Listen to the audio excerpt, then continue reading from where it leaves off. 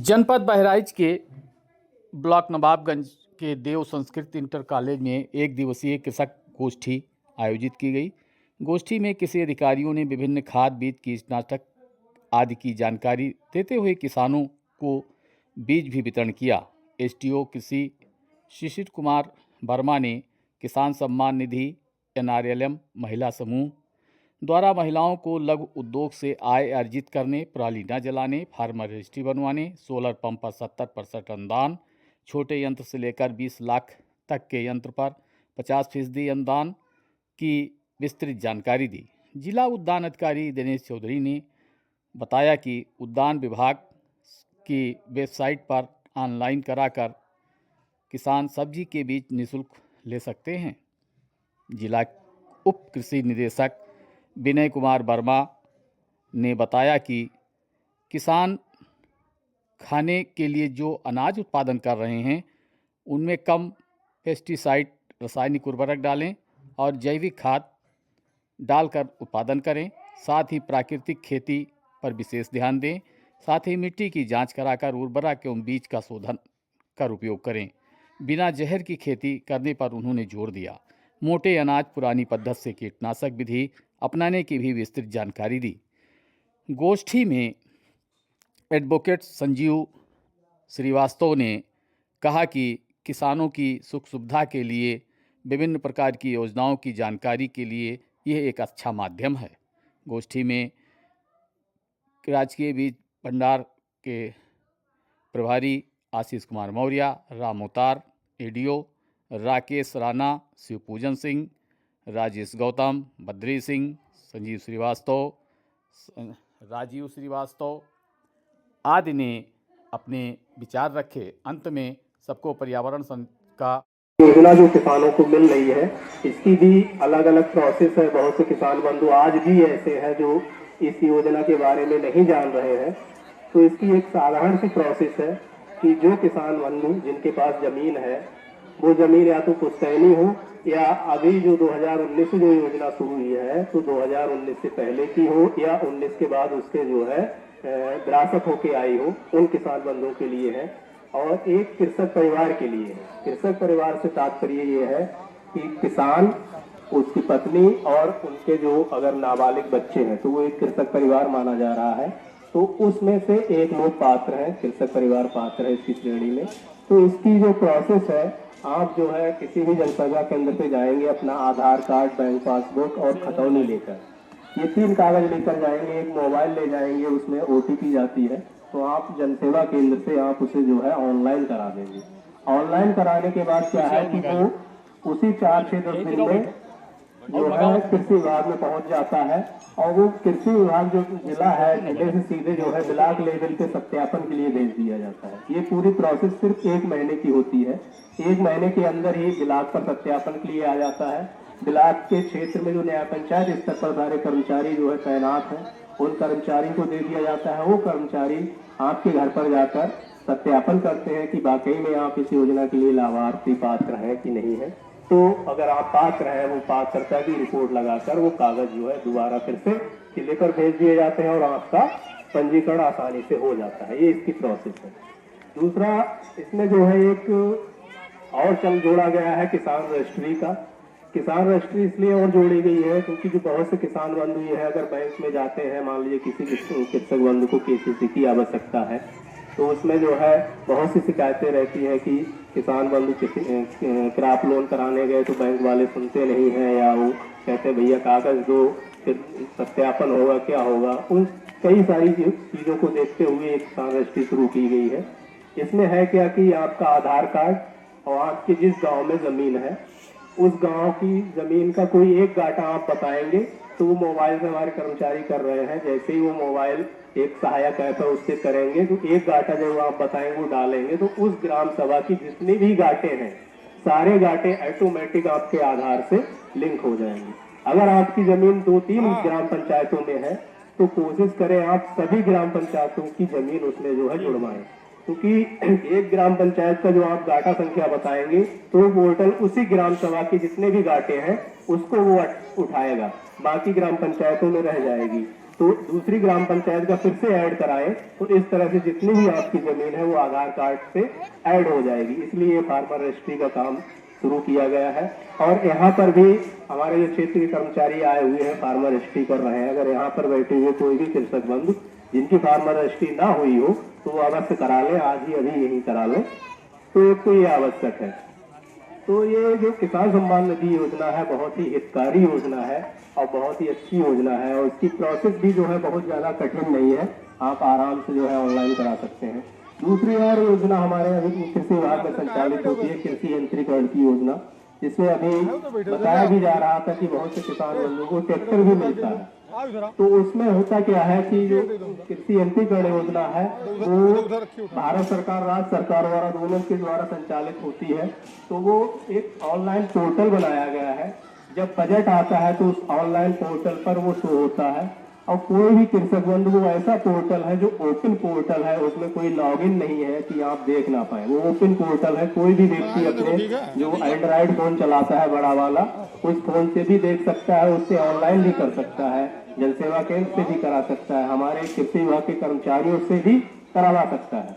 तो वो जब पोर्टल पे जब बजट आता है तो उसमें जो है एक agriculture.up.gov.in की साइट होती है। वो साइट जब आप खोलेंगे अपने मोबाइल पर भी खोल सकते हैं, जैसे ही खोलेंगे उसमें यंत्रीकरण का एक ऑप्शन आता रहता है, उससे खोलेंगे और अपना जो कृषि में रजिस्ट्रेशन आप जो कराएंगे उस रजिस्ट्रेशन की आवश्यकता और एक मोबाइल नंबर, वो रजिस्ट्रेशन आप डालेंगे और अपना मोबाइल नंबर डालेंगे तो आपके मोबाइल नंबर पर OTP जाएगा।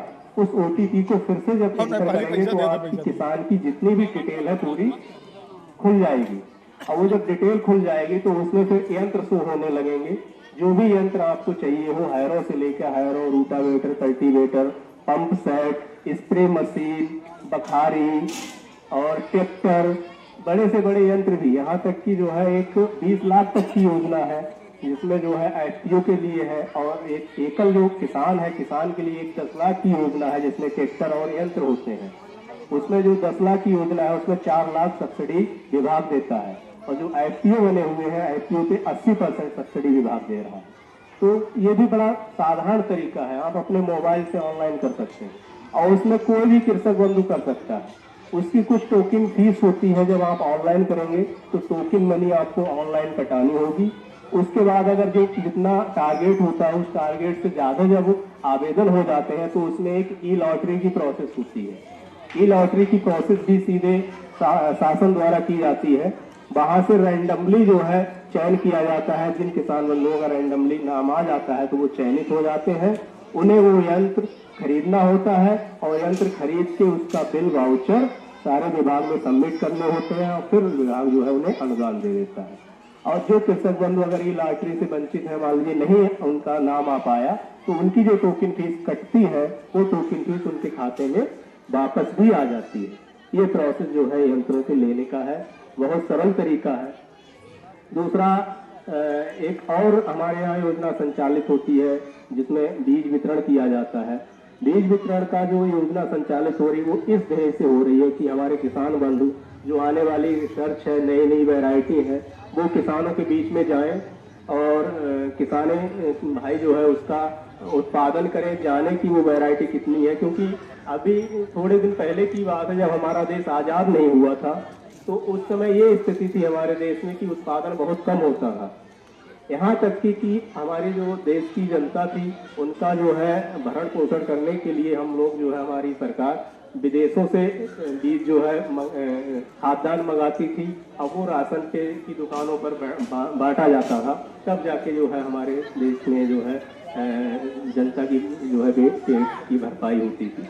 तो वो सब चीज़ें जब हुई तो कृषि वैज्ञानिकों ने बहुत खोज की, रिसर्च की। एक हमारे कृषि वैज्ञानिक हुए थे डॉक्टर अहमद स्वामीनाथन, जिन्होंने विदेश में जा जाकर जो है देखा कि यहाँ कैसे खेती हो रही है, वहाँ से वैरायटी कुछ लाए, यहाँ की वैरायटी में सुधार किया, उनके जीन में सुधार किया, उन्हें जो है जो कम पैदावार की वैरायटी देती थी उसे हाई यील्डिंग वैरायटी से क्रॉस करा कर उसमें जो है ऐसी क्षमता विकसित की कि आज जो है हमारी एक वैरायटी एक बीघे में 5-5, 6-6 कुंटल उत्पादन दे रही है। तो उस चीज से जो है जब 1966 में इसी चीज को लेकर हरित क्रांति भी आई थी, उस हरित क्रांति के तहत नई वैरायटियां आई थी, फर्टिलाइजर्स आए थे, जिसका जो है हम लोगों ने उपयोग किया और आज हम जो है सेल्फ डिपेंड है। उत्पादन इतना अधिक है कि अपना जो भरण पोषण कर ही रहे हैं अपने देश का, बाकी हम लोग जो है इतने सक्षम हो गए कि आज के समय में हम लोग अनाज को विदेशों को भी निर्यात कर रहे हैं, विदेशों को भेज रहे हैं, इतना सक्षम है। तो अब आवश्यकता ये है कि हम इस चीज में तो सक्षम तो हो गए हैं, लेकिन अब आवश्यकता ये है कि हमें क्वालिटी की जरूरत है। क्योंकि पहले तो ये है, जब आदमी के कोई भी व्यक्ति हुआ, जब खाने की समस्या होती है तो आदमी पहले यही सोचता है कि भैया किसी तरह से कोई ऐसी चीज बनाई जाए जिससे पेट भर जाए। और जब पेट भरने लगता है, हमारे पास चीजें हो जाती हैं, फिर हम ये सोचते हैं कि यार थोड़ा कुछ अब अच्छा किया जाए। तो उसी चीज को देखते हुए अब आवश्यकता ये है कि हम जब विदेश में बहुत सी चीजें भेज रहे हैं, निर्यात कर रहे हैं, तो वहाँ होता क्या है, जब कोई भी अनाज या कोई भी फ्रूट जब विदेशों में भेजा जाता है तो वहाँ पर टेस्टिंग होती है। टेस्टिंग में हमारे बहुत से सैंपल जो है फेल हो रहे हैं। वो इसलिए फेल हो रहे हैं कि हम लोग इंसेक्टिसाइड पेस्टिसाइड का प्रयोग बहुत ज्यादा करने लगे हैं। अब वो जो है हमारे अनाज में, हमारे फलों में आ जा रहा है, जो हमारे जो है जब विदेश भेजा जाता है वहाँ सैंपल फेल हो जाते हैं तो वो जो है वापस आता है, जिससे हमारे देश को नुकसान होता है। तो अब आवश्यकता ये है कि हम जो है धीरे धीरे करके कैसे करके रसायनों को कम करें।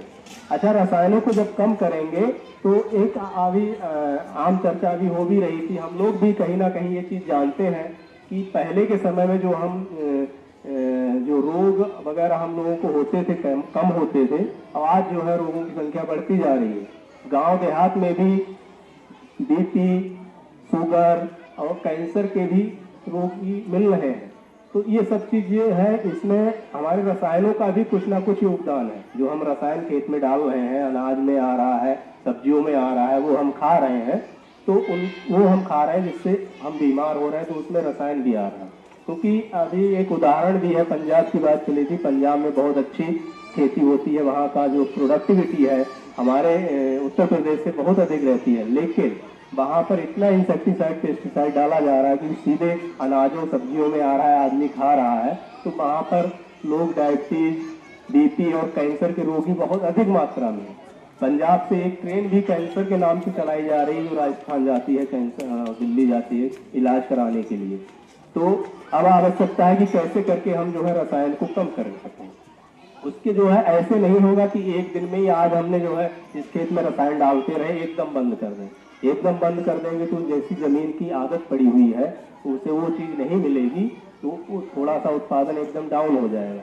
जैसे अभी एक नशा मुक्ति का भी अभियान यहाँ चलता है, तो कोई व्यक्ति अगर नशा करता है एकदम उसका बंद कर दिया जाए तो जो है उसे बड़ी असामान्यता होने लगेगी। तो इस तरह से धीरे धीरे हम कैसे रसायन बंद करें, उसकी जो है एक प्रोसेस है। तो रसायन बंद करने की प्रोसेस सबसे पहले तो ये है, पहले ले आए, लाकर उसे 20 से 25 किलो जो देसी गोबर की खाद है, सड़ा हुआ गोबर जिसे घूरा बोलते हैं गाँव में, उसमें मिलाकर किसी छायादार जगह पर रखें और छायादार जगह पर रखकर उसके ऊपर जूट की बोरी वगैरह बिछा दें और जैसे सुबह दोपहर शाम हल्का हल्का पानी का छींटा उस पर मारते रहें, जिससे कि वो सूखा ना हो पाए, नमी उसमें बनाए रखें। जब उसमें नमी बनी रहेगी तो उसमें भी एक फंगस होता है ट्राइकोडर्मा का, वो एक्टिव हो जाएगा और उसके ऊपर एक ब्राउन कलर की जो है धीरे धीरे भूरी भूरी परत चढ़ जाएगी। फिर 8 दिन के बाद जब हम खेत की जुताई करते हैं, तैयार करते हैं खेत को, तो आखिरी जुताई पर उसे जो है हम जैसे खाद बोते हैं उस तरह से जमीन में छिड़क दे, बुआई कर दे, तो इससे हमारा जो है भूमि शोधन हो जाएगा। जब हम भूमि शोधन कर लेंगे तो लगभग जो है हम 60 से 70% बीमारियों को हम रोक लेंगे, जो सिर्फ हमारा 25 रुपए का काम है।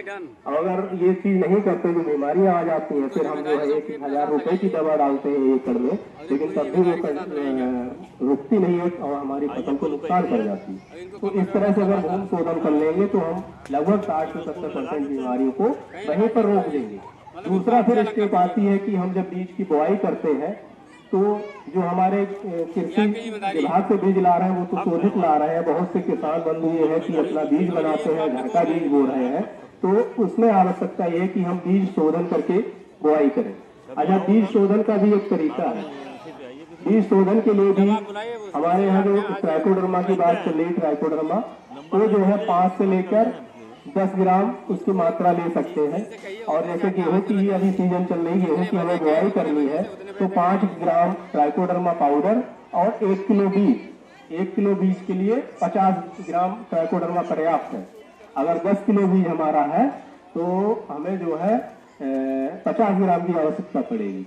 इस तरह से हम उस पाउडर को किसी थोड़ा सा पानी लेंगे, उसमें हल्का सा कुछ गुड़ डाल लेंगे और वो 5 ग्राम पर किलो बीज के हिसाब से पाउडर उस पानी में घोल बना लेंगे। और जो हमारा गेहूं का बीज है उस पर हल्का सा छींटा मारकर हल्के हाथों से उसे मिक्स करते रहेंगे। और जब मिक्स हो जाएगा फिर उसे छाया, जैसे ये छाया है या कोई हमारा बरामदा है, छाया में उसे फैला देंगे। फैलाने के बाद 1 आध घंटे में थोड़ा उसकी नमी सूख जाएगी और वो बीज पर जो है पाउडर चिपक जाएगा। फिर हम उसकी सीड ड्रिल से बुआई करवा दें। तो इस तरह से हम बीज शोधन कर लेंगे। अच्छा, बहुत सी बीमारियां बीज से ही आती हैं।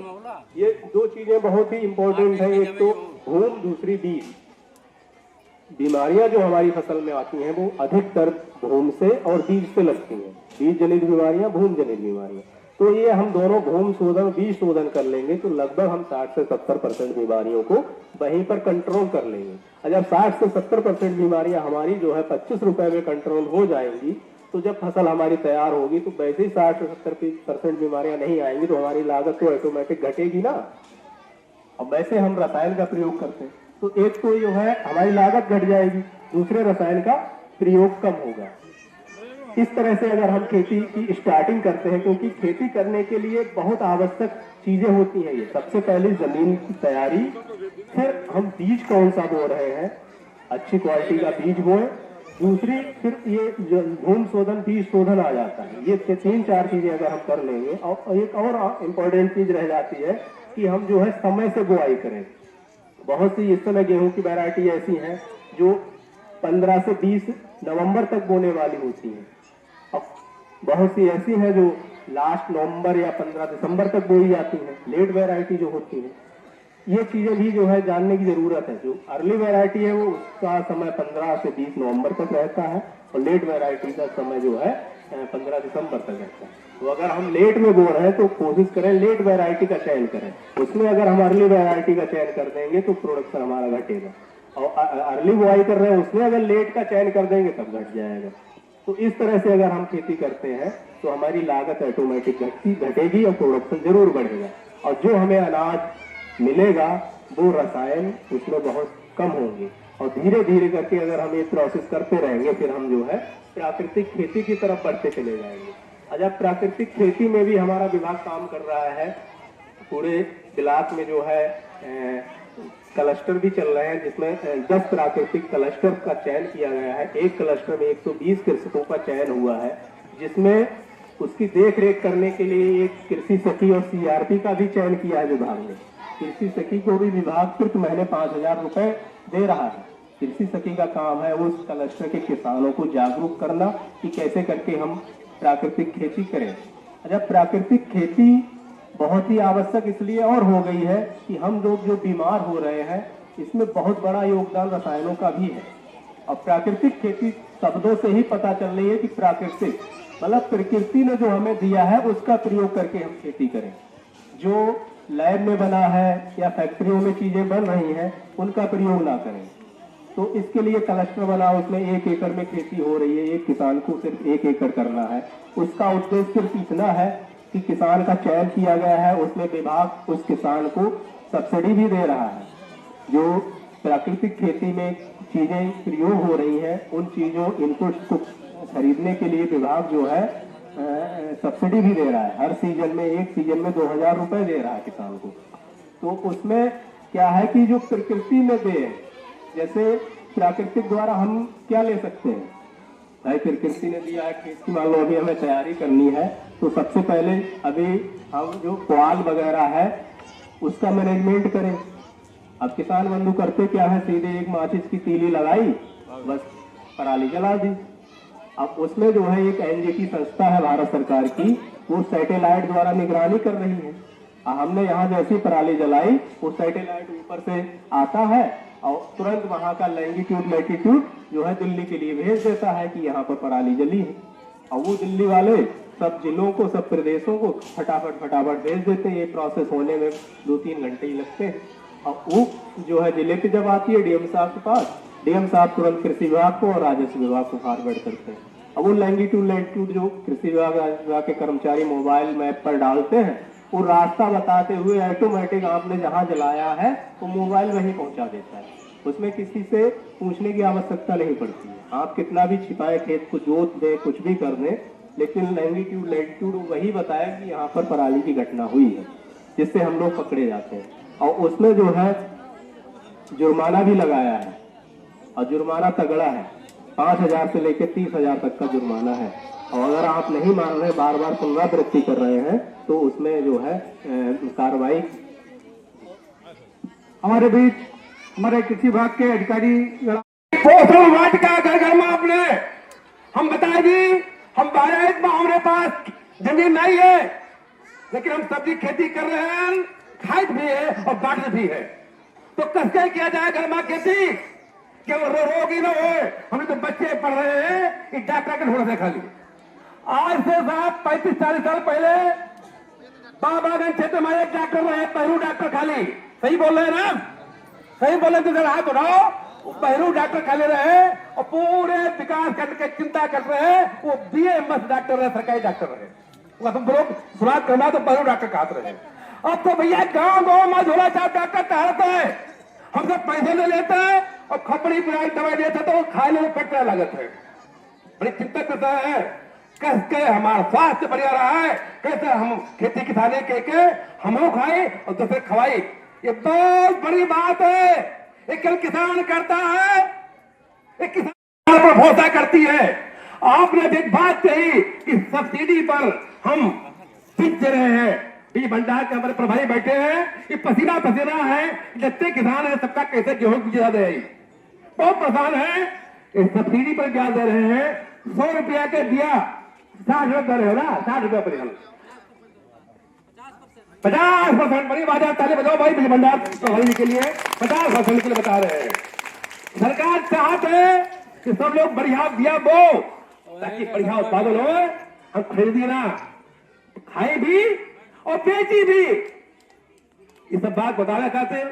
हमने सम्मानित ये हिस्से साहब से आग्रह किए थे, आज विकास खंड स्तरीय कृषक प्रशिक्षण के बारे में बताने खातिर अपने साहब, हाँ हमने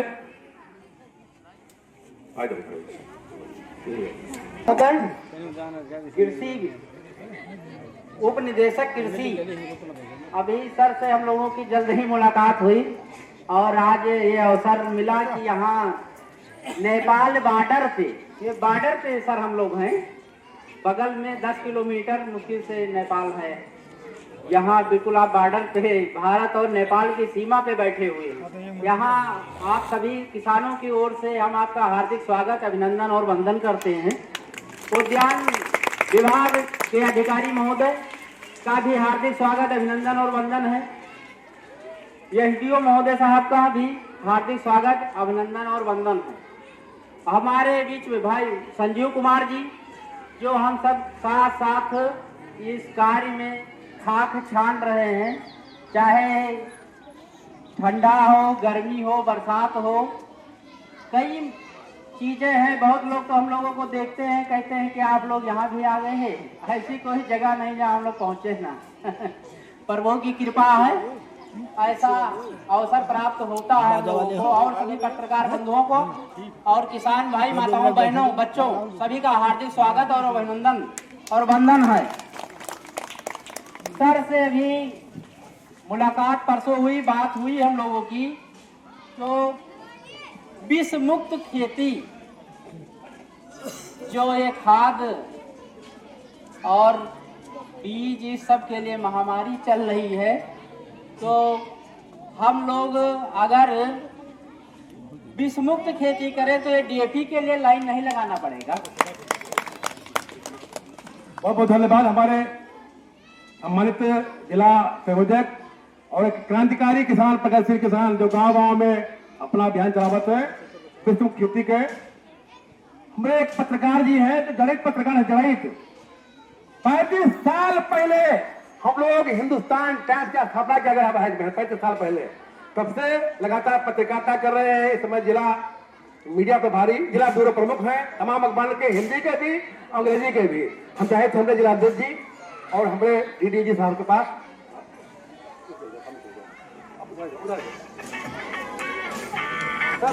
हेलो टोपिया बनाओ यार, तुम भाई कैमरा वही खराब है, कैमरा लो हमार ले लो। जब मैं पहले बताऊँ तो पत्रकार अशोक उपाध्याय जी के हम लोग गाँव घर के लोग हो, और 35 साल अभी इनको जो देखे मैं कितना ऊपर है तो नीचे भी है, ठीक है। 35 साल का पत्रकारिता का जोरदार ताली बजाओ। हिंदी के भेद बार है, अंग्रेजी के भेद बार ब्यूरो प्रमुख है, बड़ी बात है। बहुत बहुत भाई अशोक जी धन्यवाद।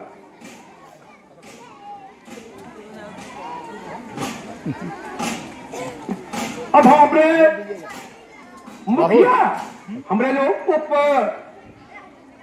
एसडीओ साहब, हम चाहे थे आज के क्या के बारे में बताने खातिर। हम लोग का जो विषय है कृषि मुक्त खेती और नशा मुक्त गांव।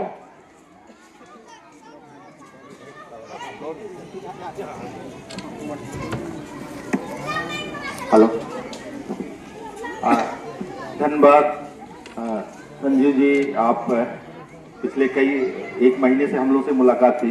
इस कार्यक्रम में हमारे ये तो इधर से बनाओ तो उधर से बनाओ, हम लोग आगे न रहो थोड़ा। उद्यान अधिकारी महोदय और हमारे संयोजक संजीव जी और पूजन जी और हमारे कृषि विभाग की भी सारी टीम है। और सबसे बड़ी बात है कि आज 14 नवंबर है और एक हम लोग ऐसे प्रांगण में हैं, हमारे बच्चे, प्यारे बच्चे और जो उनके गार्जियन आए हैं, हमारी महिलाएं और हमारे सारे ये लाभार्थी किसान भाई और सारे हैं, सबको मेरी तरफ से मैं एसडीओ डॉक्टर शिशिर कुमार वर्मा, जो आपके उप संभाग यहाँ का मैं इंचार्ज में हूँ और मेन मुखिया सर हैं, और मैं इस जो नानपारा एरिया का भी मैं मेरे पास है। तो ये सबसे बड़ी बात है कि ये जो अपना प्रांगण है एक ऐसी जगह है, एक छोटी व्यवस्था के बीच में खड़ी हुई है। जैसे आपने कहा ना, सबसे दूरस्थ हमारा नेपाल के बॉर्डर पे है, तो इसकी भी अपनी एक व्यवस्था होती है। जितनी अच्छी व्यवस्था यहाँ बनाई जा सकती है, कभी कभी बहराइच में भी नहीं बनाई जा सकती। आप सोचो कि जिसको जो चीज की जरूरत है हम यदि उसके तक पहुंचा ले जाए तो वो अच्छा काम करेगा, और जिसको जो नीड नहीं है उसको 50 बार चक्कर मारेगा। मैं अभी चेहरा ही देख रहा था, सबका चेहरा देख रहा था। जैसे जो हमारे सरदार जी लोग हैं, उनका बच्चा कक्षा 5 में या 1 में भी होगा, उसके व्यवसाय में उसका हाथ बटाने लगता है। लेकिन हमारा जो किसान, यहाँ सभी लोग किसान हैं, लेकिन जो बच्चा होगा ना, जो किसानी सब अपने घर पे जा रहे हैं, उसका बच्चा उसका हाथ नहीं बटा रहा। हम लोग पिछले 20 साल 30 साल पहले जब हम लोग पढ़ते थे तो चारा भी काट के जाते थे, साइकिल से भी जाते थे और जानवर को भी करते थे, लेकिन हम लोग धीरे धीरे अपने खेत को छोड़ दिया। ये सच्चाई है। लेकिन आज यहाँ आने के बाद एक प्रण हम लोग लेंगे कि कैसे एक मॉडल की तरह हम लोग जाएं और यहीं से पैसा निकले और अपने बच्चों को और अच्छी तरीके से कैसे जाए हम बताएंगे। मुझे ऐसा लग रहा है कि इस विद्यालय में करीब 300 से 400 बच्चे पढ़ रहे हैं। 500 ना? हाँ, क्योंकि मैं जिस हूँ, हम लोग भी अंबेडकर नगर से, वहाँ भी हमारे यहाँ इंटर कॉलेज है, तो ये महसूस हो जाता है कि ये अब 500 बच्चे पढ़ रहे हैं, मतलब 500 घर के होंगे, 500 किसान होंगे। चाहे छोटा किसान, किसान मतलब है कि 1 बीघा भी हो या 10 बीघा हो या 100 बीघा, किसान मतलब किसान। कृषि विभाग से जुड़ा है, उसको एक सम्मान निधि का पैसा, जो भारत सरकार माननीय प्रधानमंत्री जी ने 2019 में सपना देखा था कि सबकी निधि होती है तो सम्मान निधि भी होनी चाहिए, तो 2000 रुपया 4 महीने में देती है। यदि किसी का आज यहाँ रुका होगा 2000 रुपया, चाहे 1 बीघा वाला 10 बीघा वाला, उसकी सम्मान निधि आ जानी चाहिए।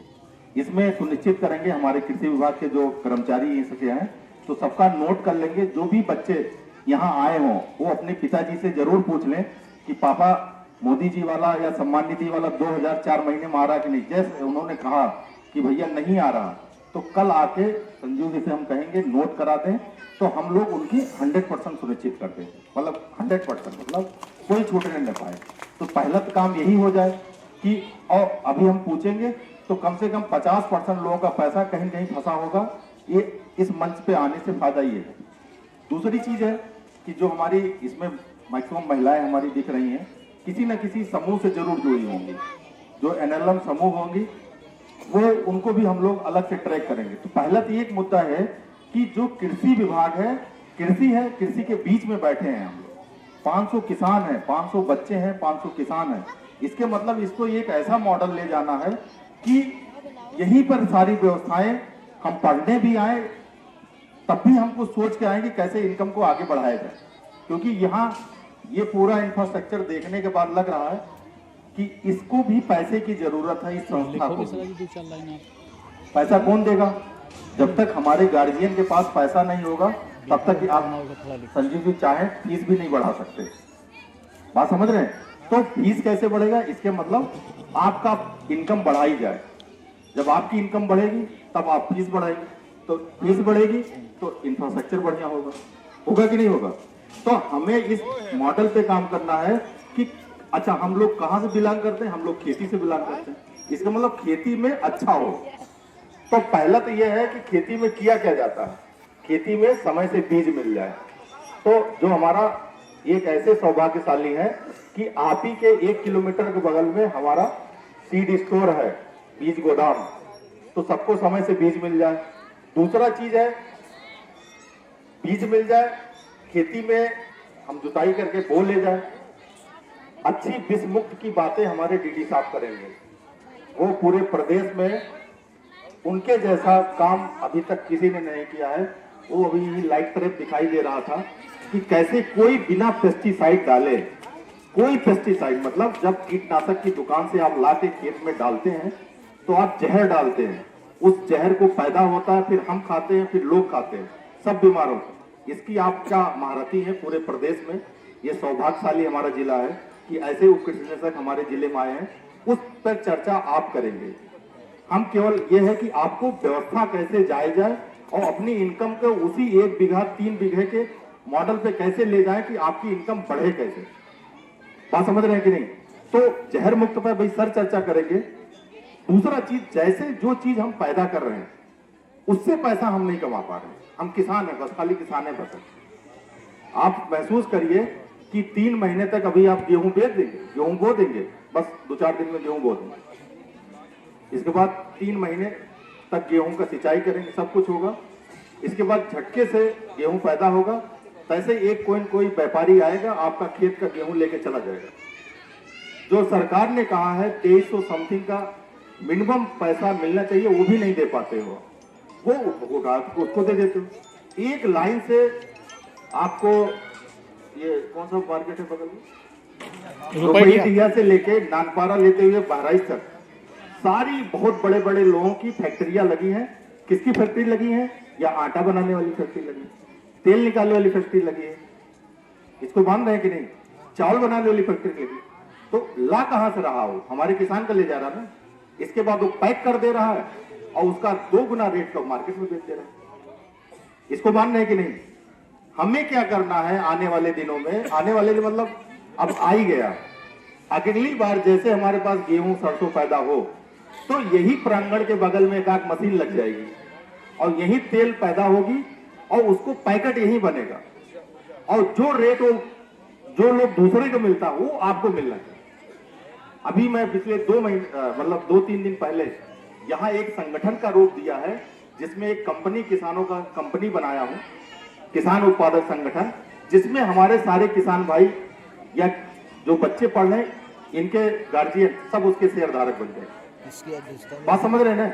जो आपका उत्पाद पैदा होगा उस उत्पाद को ये लोग करके उसको आटा बनाएंगे या तेल बनाएंगे। मुझे लगता है इस एरिया में तो ये चीज पैदा होती है, या तो गेहूं होता या धान होता या सरसों होता, इससे ज्यादा कुछ नहीं हो रहा, इससे ज्यादा नहीं हो रहा। अब पहले मुद्दा की बात है, जो चीज पैदा हो रहा है उसके बाद वाले काम पे हमारा नजर नहीं है। कोई भी बता दे, यहाँ गार्जियन आया है कि गेहूं का आटा बनाने के बाद, आटा इसलिए नहीं बनाएगा वो बेच नहीं पाएगा, वो तो व्यापारी बेचता है ना। आपको लगता है कि किसान का काम केवल पैदा करना, नहीं। सरकार ने ये कहा है कि जो दूरस्थ गांव हैं उनके गांव का खुद किसानों का एक संगठन बन जाना चाहिए और वो सारा काम करे, मतलब लगाएं, पैदा करें, पैकेट बनाएं और मार्केट को यहीं से बेच दें। कैसे? अभी आप महसूस करो, हर चीज ऑनलाइन व्यवस्था हो गई। ध्यान दीजिए, आज के 10-15 साल पहले कोई भी मोबाइल पर टुक टुक बच्चे कर देते हैं और 200 रुपए का फ्लिपकार्ट अमेजॉन से आपके घर ही लाकर दे जाता कि नहीं? वो कैसे दे जाता? क्योंकि वो सारी चीज ऑनलाइन हो गई। पिछले या तो भाई रील बना लीजिए, रील तो हम अपने उत्पाद का भी रील बना सकते हैं। बच्चे ढेर सारे रील बनाते हैं तो हमने अच्छा चीज पैदा कर उसका रील बना के ऑनलाइन हो जाएगा। तो मेरा ये कहना है कि किसानी से पैसा पैदा करके नहीं कमाया जा सकता, क्योंकि आप 1 बीघे से 5 कुंटल से ज्यादा गेहूं नहीं पैदा कर पाएंगे, कभी नहीं पैदा कर पाएंगे। और दूसरी चीज है जो अभी सर के हिसाब में छोड़ दे रहे हैं कि हम लोग ढेर सारे फर्टिलाइजर पेस्टिसाइड डाल रहे हैं, हमारी मिट्टी की उर्वरा शक्ति भी बहुत कम होती जा रही है। तो उसको बढ़ाने की विधि अभी डीडी साहब भी डिस्कस करेंगे, उसको भी बढ़ाना है और पैदा करने के बाद वाले काम पर हमें काम करना है। अब ये जो विद्यालय है, ये किसानों का व्यावसायिक मॉडल भी बनाना बहुत जरूरी है। जब व्यावसायिक मॉडल बनेगा तो हमारा क्या होगा, जो उत्पाद होगा, उत्पाद में जो 60% काम कर पाते हैं, 40 छोड़ देते हैं, उसका भी पैकिंग करके ब्रांडिंग। हम नहीं करें बड़ी इंडस्ट्री लगे, छोटी से लग जाए। इसमें माननीय मुख्यमंत्री जी ने अभी 24 जनवरी 2025 को एक इतनी अच्छी योजना चलाई है, मुख्यमंत्री उद्यमी योजना। जो बच्चे 18 से लेके 40 साल का एज है, वो कोई भी 5 लाख रुपए तक गवर्नमेंट 4 साल तक कोई इंटरेस्ट नहीं लेगी। आपको 2 लाख 3 लाख का छोटी यूनिट लगा ले, चाहे तेल निकाले, आटा निकाले, और भी कोई काम करने के लिए उसको सरकार करी, अपना उद्यम लगा ले। अब उसके पास दिक्कत क्या होती है कि ले कहां जाए, बेचे कहां? उसके लिए हम लोगों ने इसी के 2 किलोमीटर के रेडियस में एक संगठन का नाम दे दिया है। आप जैसे आटा बना देंगे, पैकिंग आपको मिल जाएगी, उसका रेट भी अच्छा मिल जाएगा और वो पैकेट हमारा यहां से चला जाएगा। ये काम हो पाएगा? क्योंकि मैं देख रहा हूं कुछ गार्जियन भी बैठे हमारे बच्चों के। क्या ऐसा काम कराया जा सकता है? कोई बताए? हमारी महिलाएं जरूर बताएंगे, जरूर कह देंगे। इनके क्या छोटा सा आटा चक्की लगा दिया जाए तो आटा बना देंगे? हाँ, ये देखिए, वो लोग बोल रहे हैं, आप लोग नहीं बोल रहे। इसमें से हमारे बहुत ऐसे लोग उद्यमी निकलेंगे, ये देखिए सब निकल आए। इसी में से हम लोग 4-5 समूह बना देंगे इन लोगों को एनएलएम से। उनके यहाँ से 1,25,000 रुपए समूह में मिल रहा होगा, उनके की हम दिलवा देंगे। हमारा मुद्दा आज इस मंच के माध्यम से है जो कृषि से संबंधित है। उद्यान विभाग के हमारे डीएचओ साहब भी आए हुए हैं, तो ये लोग पूरी तरह से उद्यान से जो सब्जी का बीज, इसका बीज, पीएमएफएमई की स्कीम अभी आप बता देंगे आप अपनी तरफ से। मेरा ये कहना है कि आप पूरी तरह से व्यवसायीकरण में कैसे जाएं। हम किसान हैं तो व्यवसायिक भी हमें बनना। मुद्दा इस बात है, हम क्या करते हैं, केवल आधा काम करते हैं, आधा काम दूसरे के लिए छोड़ देते हैं। तब जब हमारा आने का उद्देश्य होगा कि विद्यालय क्यों चले, क्योंकि यहाँ पर पैकिंग वाली मशीन की पैकेट मिलेगा, तो गार्जियन भी हमारा विद्यालय आएगा इसी बहाने। अभी एक कमरा हम आपसे चर्चा करेंगे, एक कमरे में हमारी 2 यूनिट लगा दें अगले महीने, इसी महीने लगा दें और लोग देखने आएंगे और फिर अपने घर भी लगाएंगे और यहाँ आपको पैकेट देंगे। हमारी संस्था यहाँ किसान उत्पादक संगठन बन गया और उसमें पैकिंग हो जाएगी। आप देखिए, कभी आशीर्वाद और पतंजलि वाला आप पैकेट देखिए, वैसे ही पैकेट बनवा देंगे। सबसे शुद्ध जो आपने कहा कि किसान ही शुद्ध है, जैसे आपका माल व्यवसायिक लेके जाता है तैसे उसमें दुनिया भर की चीज मिला देंगे। हम दाम नहीं लेंगे। जो भी तेल मार्केट में आ रहा, सरसों का तेल, उसमें से 30 से 40% पाम ऑयल, जो तेल आपको खाने की जरूरत है, वो मिला के हमें बेचा जा रहा है। लेकिन हम थोड़ा मिलाएगा, हमारे यहाँ जो छोटी यूनिट लग जाएगी और उसकी पैक हो जाएगा। फिर बात समझ रहे? तो मेरा इस मध्य के माध्यम से ये हम लोग कैसे व्यवसायीकरण में जाएं, कृषि विभाग आपके साथ खड़ा हुआ है। दूसरी चीज है, अभी हम इस एरिया में देख रहे हैं कि पराली आप लोग खुद जला रहे हैं। भाई न जलाइए। पिछले 15 साल पहले आप कभी भी पराली नहीं जलाते थे और उसको जला दे रहे हैं और आपके ही सीने पे रख के ये किसी को जला दिया जाए, आप रहोगे सही? हम लोग जला दे रहे हैं और जो उसमें लाभदायक कीटनाशक थे वो भी हमारे लिए खत्म हो जाए। तो इस मंच के माध्यम से हम चाहते हैं कि एटलीस्ट सारे बच्चे अपने पिताजी के जरूर जाके बताएं और जो गार्जियन आए वो समझें। करीब 500 घर में जरूर मैसेज पहुंच जाए कि पराली न जलाएं। दूसरा, हमारे पास एक अच्छी योजना अभी भारत सरकार ने कहा है कि आपका जो कई खसरे रहते थे खतौनी इधर उधर, सरकार ने कहा कि आप भी को भी एक आईडी बन जानी चाहिए, उसका नाम फार्मर रजिस्ट्री। तो क्या आप लोगों में से लोगों ने अपनी फार्मर रजिस्ट्री बनवा ली है कि सारे खसरे जुड़ जाएंगे? इससे फायदा क्या होगा, लेखपाल का चक्कर नहीं मारना पड़ेगा और अगली बार से आपको सम्मान निधि का पैसा न रुकने पाए। हाथ उठाएं, क्या लोगों ने बनवा ली है? ये देखिए बहुत लोग छूटे हुए हैं। तो हमारे जो भी कर्मचारी आए हुए हैं, जिनका बचा हुआ सबकी फार्मर रजिस्ट्री बनवा दें। फायदा ये होगा कि या हमारे कर्मचारी संपर्क कर लें या बीज गोदाम पे केवल आपकी जो खतौनी है, आपका आधार कार्ड है और फोन नंबर उससे जुड़ा हुआ, बस यही देना होगा। 2 मिनट के अंदर आपकी बन जाएगी। अगली वाली सम्मान निधि का भी पैसा रुकेगा नहीं। तो यहां से फायदा ये होगा कि जो भी 5-6 गांव में आप लोग हों तो अपने पड़ोसी भी बनवा दीजिए, अपना भी बनवा लीजिए, फायदा ये होगा। अभी मैं देख रहा हूं कि ये गांव में ही हमारा विद्यालय है, इसके बगल में खेती भी होगी विद्यालय के पास। तो एक सोलर पंप की योजना हमारे पास अगले मंथ में आ जाएगी। तो उसमें 2 HP से लेके 10 HP तक का हम लोग 60 से 70% अनुदान पे उसको देते हैं। तो फायदा क्या होगा कि उसमें केवल बोरिंग होनी चाहिए, बस बोरिंग होने से उसमें 60 से 70% अनुदान होगा। उसमें बोरिंग होने के बाद जो पंप वो सारा विभाग आपको देगा, केवल रजिस्ट्रेशन करा देंगे, हम देंगे। इस विद्यालय के लिए फायदा क्या होगा कि दिन में बच्चा 10 बजे आता है, सूरज जब उगता है और 5 बजे तक विद्यालय रहता है, तो सोलर रहेगा पूरा हमारा विद्यालय। संडे के दिन विद्यालय बंद रहेगा, वो खेती काम हो जाएगा। बात समझ रहे कि नहीं? तो इस विद्यालय के लिए फायदा होगा। और किसान भाई जो आप लोग आए हुए हैं, आप अपने घर में हैं, कोई जरूरत नहीं, वो बहुत अच्छी योजना है। वो अपने घर में आप 2 HP में जो 4 इंच की बोरिंग होनी चाहिए, उससे बड़ी वाली 6 इंच की बोरिंग होनी चाहिए, बस इतना होना चाहिए। और आप सम्मान निधि का पैसा पाई रहे होंगे, सभी सम्मान निधि का। हमारे संबंधित कर्मचारी से आपको सबसे बड़ी बात, सीड स्टोर पर यहाँ आते जाते रहिए, सारे हमारी बढ़िया इसको और अच्छा से कर दे रहे हैं। बताएंगे तो सबका नाम हम लोग रजिस्टर कर देंगे, तो इस एरिया में सोलर पंप का हमारी बहुत अच्छे से हो जाएगा। बात समझ रहे हैं? तो ये योजना इतनी अच्छी योजना है कि हमें फ्री में सूर्य भगवान जैसे आ जाए बिजली मिलना शुरू हो। बात समझ रहे हैं? कभी बिजली को हम इंतजार नहीं करें। दूसरी चीज है हमारी, अभी टोकन तो निकल गया, हमारे पास छोटे यंत्र से लेके 10,000 रुपए से लेके आपके 20 लाख तक के भी हमारे अनुदानित यंत्र होते हैं। कोई भी यहाँ मैं देख रहा हूँ जितने बच्चे पढ़ रहे हैं, जितने गार्जियन पढ़ रहे हैं, इनका इससे लग रहा है कि कम 1 बीघा, 2 बीघा, 5 बीघा, 10 बीघा खेती वाले ही लोग लग रहे हैं ऐसे। तो छोटे यंत्र हमारे 10,000 रुपए का टोकन निकाल लें, उसमें से 50% अनुदान पर जो भी यंत्र होते हैं छोटे से, ये वीडर या पावर स्प्रेयर होता है, बैटरी ऑपरेटर, उसमें हमारा 50% अनुदान मिल जाता है। तो जब विभाग से आप जुड़ेंगे तो फिर हमें क्या चाहिए, हमें यंत्र मिल जाए, पानी मिल जाए, बीज मिल जाए और आपका माल प्रोसेसिंग करके पैकिंग करने मिल जाए, वो भी संगठन मिल जाए। और जो हमारी महिलाएं हैं उनका भी समूह बना के हम उन लोगों का ट्रेनिंग करवा दें।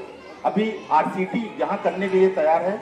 जो बच्चे, जो लोग 18 से लेकर 40 साल की एज में महिलाएं हैं, उनको 35 लोग इकट्ठा हो जाए तो मशरूम, अचार, किसी भी की ट्रेनिंग का 10 दिन का फ्री है। RCT से कांटेक्ट करा देंगे, यहीं आके ट्रेनिंग करा देंगे, वो लोग मशरूम उत्पादन में चले जाएंगे। तो हम चाहेंगे आप इनसे कांटेक्ट करके ये सारे हो। तो पढ़ाई के साथ में हमें और क्या काम करना, पढ़ाई तो हम नहीं करते ना भाई, बच्चे जो पढ़ रहे हैं आप अपने उनको भी बताएं। तो मेरा ये कहना है कि कृषि कैसे आपके साथ में बड़े स्तर पे जा सकता है। हम आपका संगठन आने वाले दिनों में, आपका बैनर अब लगेगा उस FPO, क्या नाम है, माँ राजेश्वरी फार्मर प्रोड्यूसर कंपनी स्थापना हो गई है, अगले महीने आ जाएगी और जितने हमारे किसान भाई है उसके शेयर धारक हो जाएंगे। अब यहाँ भी उसकी एक ऑफिस खुल जाएगी, हमारे सारे किसान शेयर धारक, बात समझ, सस्ते रेट में सारी चीज व्यवस्था हो जाएगी। तो हम चाहते हैं कि हर मंच के साथ कैसे कृषि के साथ में और व्यवसायीकरण ले जाया जा सकता है, ये अभी हमारे और भी वक्ता है। इसमें जो मेन बिंदु है, हम लोग इसमें कृषि के साथ जुड़ सकते हैं। आने वाले दिनों में हम लोग चाहेंगे कि 1-2 महीने में जब भी हो तो हम लोग इसको मंच से। धन्यवाद। ऑनलाइन मोबाइल से भी कर सकते हैं। इसमें रजिस्ट्रेशन करवाना होगा। रजिस्ट्रेशन करवाने के बाद जुलाई के महीने में रबी के मौसम में बीज मुफ्त में प्राप्त कर सकते हैं। सबसे महंगा बीज होता है सब्जियों का। यहाँ पे कोई किसान सब्जी का खेती करते हैं क्या? कुछ लोग हैं? नहीं।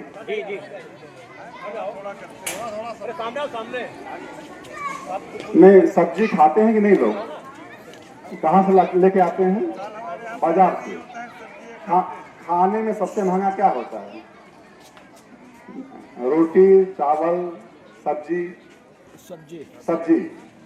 ही सबसे महंगा होता है। और सब्जी किसान नहीं लगाते हैं, बाजार से लेकर के आते हैं। और जो बाजार से लेकर के आते हैं वो जहर वाला होता है। अभी डीडी साहब बताएंगे कि जितनी सब्जियां होती हैं उसमें इतना कीटनाशक पड़ता है कि वो खाने योग्य नहीं रह गया है। और हम बाजार से ही लेकर के आते हैं, तो वो बाजार से लेकर के आते हैं, फिर उसको खा के बीमार पड़ते हैं। सब्जी का बीज सबसे महंगा होता है। और सब्जी का बीज आप रजिस्ट्रेशन करा लें, उद्यान विभाग से निःशुल्क मिल जाएगा। इसके अलावा उद्यान विभाग के यहाँ नानपारा में एक हाईटेक नर्सरी तैयार हो गई है, जिसमें इसमें सब्जियों की नर्सरी तैयार करके बेची जा रही है। 1 रुपया प्रति पौधा,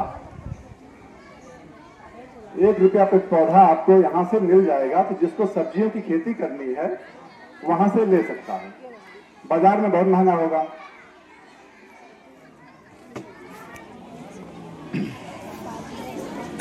एक हमारी योजना है फूड प्रोसेसिंग की। कच्चे में मशरूम का काम करते हैं। अगर कोई मशरूम का काम कर रहा हो तो 1 यूनिट पे 200 वर्ग फीट के 1 यूनिट पे 1 लाख रुपया सब्सिडी उस पे है। तो मशरूम का काम भी आप कर सकते हैं। बाकी डीडी साहब बताएंगे। धन्यवाद। कृषक गोष्ठी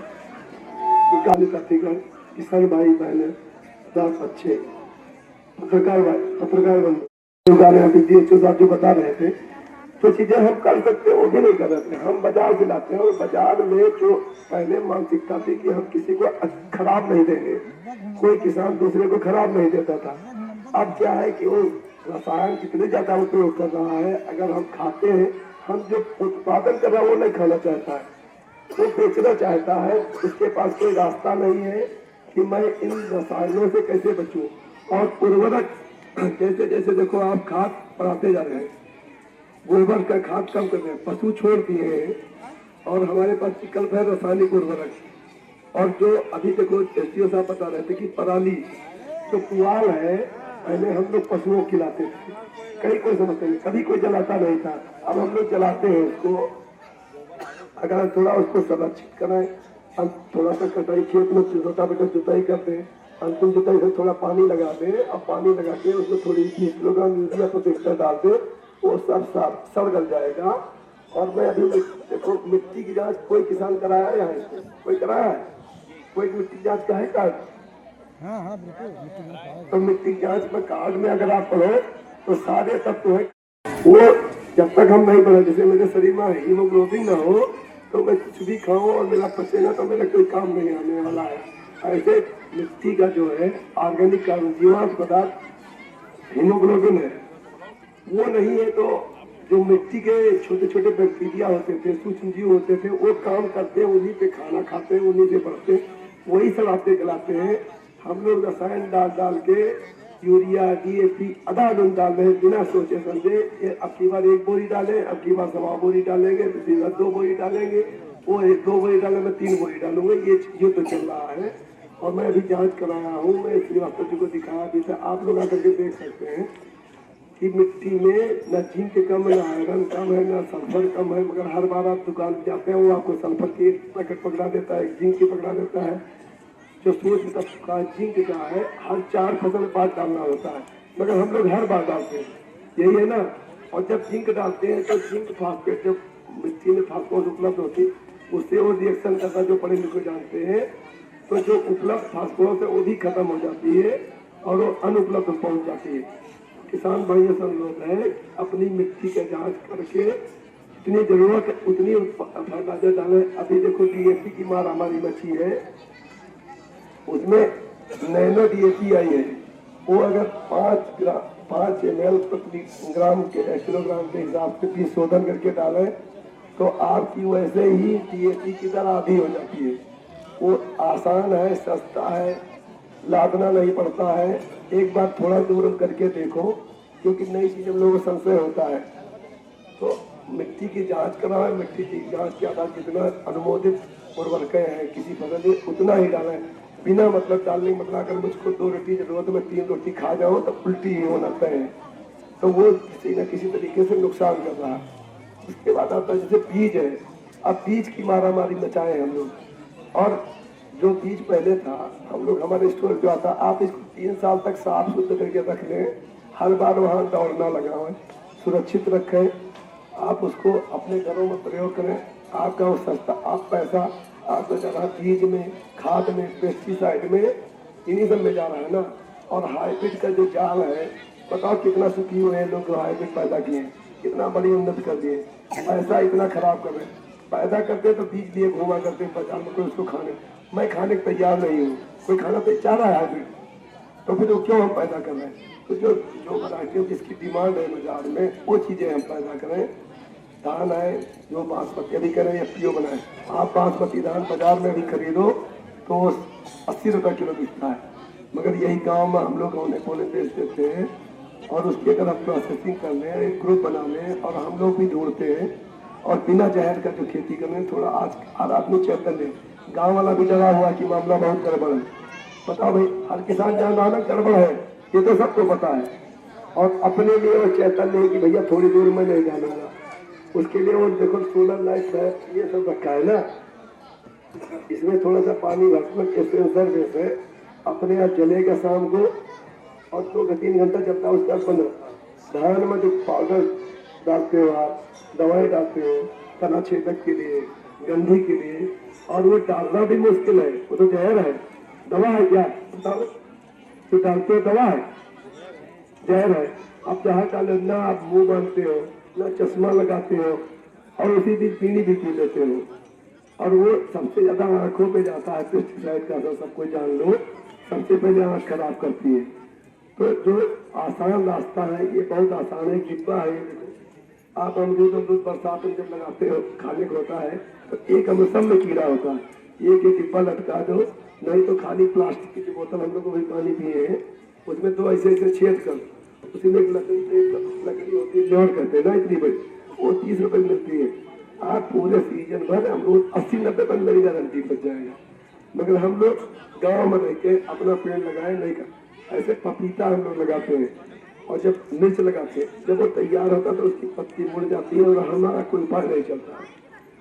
उसका बहुत आसान रास्ता है, बताओ यही सिंपल घरेलू दूध 1 लीटर में 100 ml मिलाओ और उसको स्प्रे कर दो, एक सप्ताह से 3 बार स्प्रे करो, मेरी गारंटी है वो पौधा जिंदा हो जाएगा। जबकि वो मोजाइक कहते हैं वो मिर्च और टमाटर पपीता का कैंसर है, उसका कोई इलाज, हम लोग कीटनाशी पढ़ते थे कितना, ऐसे कंडे का पानी जो टॉनिक डालते हो आप लोग 50 लीटर में 6-7 कंडे भिगो, आप डाल के देखो, इसमें कुछ पैसे वाला मठूरी वाला सब बता रहा हूँ, आप उसको डालो 3 दिन भीगने दो, कोई कंडे या उपले जो यहाँ कहते हो उनको बाहर निकाले दो, और उसमें अगर आपके कीड़ा है तो एक मेरे यहाँ सरकारी विभाग में बिबेरिया बैसियाना कहीं पाउडर रखा ना, वो आता है, वो ले आओ, और 75% छूट है, 100 रुपए का तो 25 रुपया आपको देना पड़ेगा, बाकी आपके खाते में चला जाएगा। ये 5 ग्राम उस दिन डाल दो और उसको स्प्रे कर दो, ये हमारे यहाँ मिल जाता है स्टोर पे, ये ले आओ और इसको स्प्रे कर दो, आपका सारे कीड़े दवा से चाहे ना मरे, ये सटीक बिल्कुल है। तो जो चीजें, और ये बायो पेस्टिसाइड, ये मतलब ऐसा है रसायन जो हरे लेवल का है, हरा लेवल वाला सबसे कम नुकसानदायक होता है आदमी के लिए। तो और जब वो रसायन हम डालते हैं तो उसी पुआल को हम जानवर खिलाते हैं, वो जानवर भी वही खा के बीमार हो रहा है, हम भी बीमार हो रहे हैं। उसके बाद पूरी साइकिल में जा रहा है, पूरा जमीन भी खराब हो रही है, जमीन में भी जा रहा है। वो कहीं जा तो रहा है ना, जो यहाँ 1 लाख की पन्नी होती है, उसमें गोंद लगा होता है और उसको लटका दो तो जो अभी सेम ओम लगाए हुए सब माहू लग जाता है ना, वो सारा माहू उसी चिपक जाएगा। नहीं है तो घर में पीली प्लास्टिक की पन्नी बड़ी हो, उसमें घर का जो बचा हुआ तेल खाने के बाद बचता ना, उसको पोत दो और उसको लटका दो, देखो माहू सब उसे चिपक जाएगा। आप कुछ कर मेरे सब मैं फ्री वाला बता रहा हूँ, जो देसी था गाँव का था, मगर वो हम लोग उसको भूल गए और हम लोग सीधे बाजार की तरफ चले गए। तो जो ये मोटे अनाज वाली जो अभी बात हो रही थी, सावा, कोदो, काकुन, मंडुआ, ये पुराने लोग जानते थे और सब खाते थे और सब स्वस्थ रहते थे। अब हम लोग एक ही चीज खा रहे हैं। अगर हमारे शरीर में 10 चीज जरूरत है, मैं 2 ही खाऊंगा तो बाकी तो कमी होगी। मैं डिस्बैलेंस होगा, मामला गड़बड़ा, जैसे मिट्टी में हम लोग करें ये डालो वो डालो। तो अब सरकार की योजना चल रही, हम लोग ब्लॉक स्तर पे जागरूकता कर रहे हैं। मिलेट्स योजना है, मोटे अनाज की योजना है। अब हम लोग थोड़ा थोड़ा करके जो पैदा हुआ, उस सीजन पैदा होता है हम लोग इस सीजन हम खाते हैं। ये प्रकृति का नियम है, जो जब पैदा होता है उसके अगले वाले सीजन खाते हैं। ज्वार बाजरा कभी खाएंगे तो मैं लुढ़का मिलूंगा, गर्म होता है ना, तो वो चीजें हम अपने खाने में शामिल करें, हम स्वस्थ रहें, हम उन चीजों को पैदा करें। फसल विविधीकरण का अपनावें। फसल विविधीकरण करें कि जब कोई गेहूं के बीच में, सरसों के बीच में अगर चना है या और फसलें इस सीजन वाली जो भी लगाएंगे, तो हर फसल के कीड़े अलग अलग होते हैं। हम लोग गेहूं लगा देते हैं, गेहूं के बीच में अगर सरसों बो दो तो एक दीवार को काम करता है, और माहू वाला कीड़ा गेहूं नहीं जाता है, गेहूं वाला माहू नहीं जाता है, चना वाला। और चना जो बो रहे हो, देखो मैं एक और आसान चीज बताऊं, चना में पहले अलसी बोते थे, पुराने आदमी बैठे हैं, चना किनारे किनारे अलसी बोते थे, नहीं बोते थे, तो कभी कीड़ा लगता था, क्योंकि चना वाला कीड़ा अलसी पे अंडा देता है। और अब हम लोग अपना दिमाग लगाए, अब अलसी बोना बंद कर दिए, तो जब कीड़ा आता है चना में कुछ बचता नहीं है। तो खाली किनारे किनारे अगर एक लाइन अलसी लगा दो तो चना में 80-90% समस्या अपने आप खत्म। और अगर है भी तो एक फेरोमोन ट्रैप आता है, कीट जैसा होता है, इसमें बड़ा ये लोग, उसको लटका दो, उसमें एक बड़ा लेयर होता है, तो वो कीड़ा अगर यहाँ कहीं है, जो उसका तितली हो जाएगा उसमें घुस जाएगी। और जब तितली नहीं रहेगी, तितली अंडा देती है, अंडा से इल्ली बनती है, इल्ली नुकसान करती है। तो आपका बिना मेहनत किए ऐसे ट्राइको कार्ड होता है, ट्राइको का जितना बड़ा कार्ड होता है, उसमें छोटी ततैया होती है, उसके 20,000 अंडे लगे रहते हैं। उस खेत में लाख लगा दो और उसको पत्ती के नीचे स्टिपल कर दो, उससे ततैया निकलेगी। अगर कहीं अंडा दे दिया वो फली मेढक, तो उसके अंडे वो अंडी देती, ढूंढ के अंडा देती है। तो और अगर तितली बन गई तो इसमें आ गई, और नहीं अगर खेत में आ ही गया कहीं, तो नीम का तेल या घर में जो नीम पत्ती पर अभी समय आप छाट लो और उस पत्ती को एक टब में रख दो और उसमें पानी भर दो, उसमें थोड़ी सी सर्फ डाल दो और उसको जब कहीं कीड़ा लगे तो उसको स्प्रे करो। मैं बता रहा हूँ, ये बहुत प्रभावी चीजें हैं। हम लोग कभी उसको नहीं यूज किए भाई, हम लोग भी गाँव के हैं। मैं अब काम किया तो मैं समझा, जो विश्व मुक्ति का इस अफ्तो जी कह रहे थे, सबकी गाड़ी वहीं फंसी है। जब उनके कीड़ा आता है, चारों खाना छिन्न हो जाते हैं, उनके पास कोई रास्ता नहीं, तब वो वही जहर डाल देते हैं, क्योंकि उनको अपनी फसल बचाना है। तो ये जो हमारा दूरस्थ एरिया है, और मैं आशा करता हूँ ये इस तरीके की जो तकनीकी है कुछ लोग अपनाएंगे।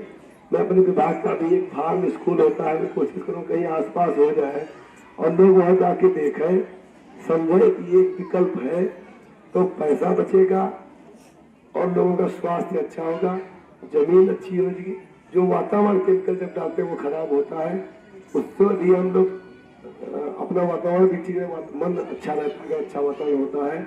और दूसरे जो इन लोग पुआल जला रहे हैं, ये सबसे मेरा अनुरोध है कि ना जलाएं, ये बड़ा मूल्यवान है। जैसे गोबर, मैं बताऊं आजकल देखो सब लोग जहाँ से चले थे भूल गया, वही हम लोग पहुंच गए। हम लोग गाय गोबर जीवामृत घन जीवामृत वो वही चीजें थी जो हम लोग कर रहे हैं।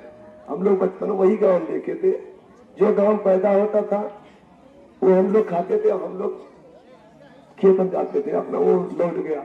ऐसे पशु जो खाता था उसका भी खेत हम लौट गया। तो जो एक चक्र बना था वो चक्र को खत्म कर दिया। हम लोग तो घर में सोलह शौचालय बन गया, उसमें चले गए और जानवर का छोड़ दिए छुट्टा, वो भी गया मारा मारा फिर रहा। और बचाने के लिए सब यही आरी वाला कांटा लगाए बैठे। अगर किसी लैट्रिन बाथरूम गाँव लग जाए तो उसको घुसना मुश्किल है। तो ये जो एकदम से जो आफत आ गई गाँव में, इसको बचाने के लिए हमको सबको फिर से घूमना पड़ेगा पीछे की तरफ। और सबसे बड़ा कह रहे हैं ना, हर आदमी 50% आदमी गांव बीमार है। आज मैं गांव में रहता बता रहा हूँ, वो सब अस्पताल में चक्का है, बीपी शुगर गांव गांव। हम तो स्वस्थ हैं, बता रहा हूँ, अपना खाना में 10-15 साल कंट्रोल किया हूँ। और ये पेस्टिसाइड कमाल है। आप घर में लौकी लगाओ और उसको मेरी गारंटी 10-15 दिन ऐसे रखे रहो, वो सड़ेगी नहीं, वो सूखेगी। बाजार में ले आओ, वो 3 दिन में पीली हो जाएगी। हम लोग मुंह बना के बैठते हैं, अरे यार कोई टेस्ट नहीं आ रहा, अब जिंदगी में कोई स्वाद नहीं। स्वाद कहाँ से आएगा, उसमें इतना तो केमिकल झोंक दियो। अपने भी झोंक रहे हो, दारू पी रहे हो और उधर उसमें खेत में झोंक रहे हो। तो ये जो रास्ते हैं ये मेरे दिमाग का उपज है। हम लोग खाली दिमाग बदल रहे, सारा दिमाग का खेल है। सब कुछ सोच लो। तो ये जो बच्चे हैं, कम से कम बच्चों को स्वस्थ करोगे, अपना तो बीमार हो दिए और आगे से अपना भी स्वस्थ रहोगे और पैसा डॉक्टर के यहाँ जाके आपके विकास में लगेगा। धन्यवाद। भारत माता की जय। आज 14 नवंबर बाल दिवस के अवसर पर हम लोग देव संस्कृति ग्रामोदय इंटर कॉलेज में शपथ लेते हैं, प्रतिज्ञा करते हैं कि हम सब लोग पर्यावरण संरक्षण के लिए काम करेंगे। अपने घरों में फलदार पेड़ और पर्यावरण संरक्षण के लिए पंचवटी प्रजाति के पेड़, पीपल, पाकड़, बरगद, नीम, आंवला लगाएंगे और जो पेड़ लगाएंगे उसकी सुरक्षा करेंगे, खाद डालेंगे और पानी देंगे। हम पेड़ नहीं काटेंगे और किसी को पेड़ नहीं काटने देंगे। भारत माता की जय। भारत माता की जय।